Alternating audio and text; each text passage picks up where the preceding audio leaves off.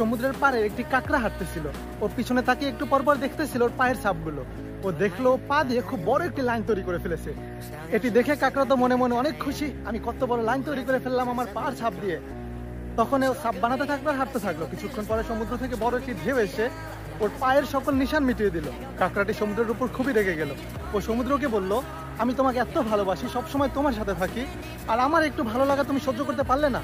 আমি এত সুন্দর একটি লাইন বানিয়েছি, সেটি তুমি নষ্ট করে দিলে। তখন সমুদ্র বলল, আমি তোর উপকারের জন্য এই কাজটি করেছি।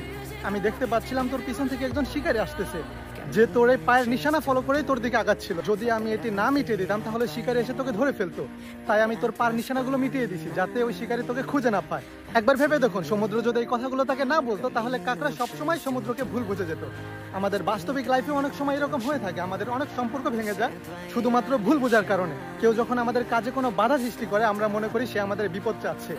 কেউ যখন আমাদের কোনো কাজ থেকে বিরত করে আমরা মনে করি সে আমাকে লজ্জায় ফেলতে চাচ্ছে, এবং আমরা তার সাথে সম্পর্ক বিচ্ছিন্ন করে ফেলি। কিন্তু আমরা এটি সত্য ঘটনাই জানি না যে কি জন্য এটি হচ্ছে, সে কেন এটি করতেছে। শুধুমাত্র একটি কারণে আমাদের অনেকের সম্পর্ক নষ্ট হয়ে যায়। একটা কথা মনে রাখবেন, আমরা যেটা ভাবি সেটা খুব সহজেই ঘটে না, আর যেটা ঘটে সেটা খুব সহজেই ভাবা যায় না।